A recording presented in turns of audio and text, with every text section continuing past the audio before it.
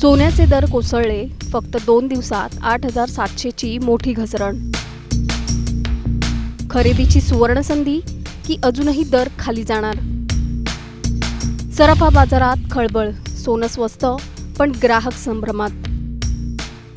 2 दिवसापूर्वीपर्यंत जे सोनं सर्वसामान्यांच्या आवाक्याबाहेर जात असल्याचं चित्र होतं, तेच सोनं आता अचानक स्वस्त झालंय आणि त्यामुळे सराफा बाजारात मोठी खळबळ उडाली आहे. प्रश्न असा आहे की नेमकं काय घडलंय? सोन्याच्या दरात एवढी मोठी घसरण का झाली?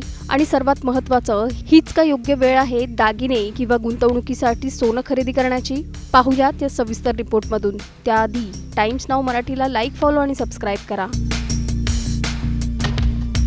गेल्या 2 दिवसात सोन्याच्या दराने अक्षरशः घसरगुंडी घेतली आहे.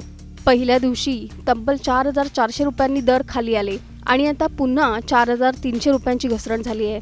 म्हणजे अवघ्या 48 तासात 24 कॅरेट सोनं तब्बल 8,700 रुपयांनी स्वस्त झालंय. त्यामुळे ग्राहकांसोबतच व्यापाऱ्यांमध्येही मोठी चर्चा सुरू आहे. आजच्या घडीला 24 कॅरेट सोन्याचा दर प्रति 10 ग्रॅम 1,59,060 रुपयांवरती आलाय. मुंबई, पुणे, नागपूर, कोल्हापूर, जळगाव, सांगली आणि बारामतीसारख्या शहरांमध्ये हेच दर पाहायला मिळत आहेत. कालपर्यंत जे दर सर्वसामान्यांना धक्का देत होते, तेच दर आता अचानक खाली आल्याने अनेकांनी सराफा दुकानांकडे मोर्चा वळवायला सुरुवात केली आहे. 22 कॅरेट सोन्याच्या दरातही मोठी घसरण झाली आहे. प्रति 10 ग्रॅम दर तब्बल 400 रुपयांनी कमी झाला असून आता हा दर 1,45,800 रुपयांवर पोहोचलाय. लग्नसराईच्या पार्श्वभूमीवर दागिने खरेदी करणाऱ्यांसाठी हा काहीसा दिलासादायक बदल मानला जातोय.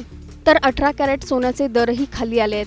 प्रति 10 ग्रॅम 330 रुपयांची घसरण झाल्यानंतर हा दर 1,19,290 रुपयांवर स्थिरावलाय.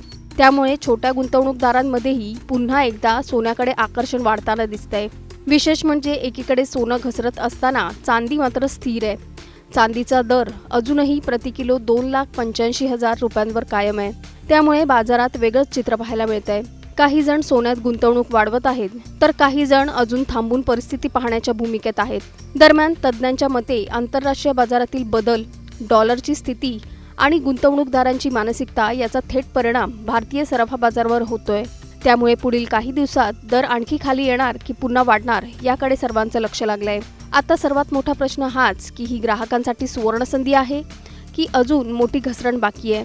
कारण सोन्याचा बाजार सध्या इतक्या वेगाने बदलतोय की पुढचा धक्का नेमका वाढीचा असेल की घसरणीचा हे सांगणं कठीण झालंय. ही माहिती तुम्हाला कशी वाटली हे आम्हाला कमेंटमध्ये नक्की सांगा आणि चॅनलला सबस्क्राईब करायला विसरू नका.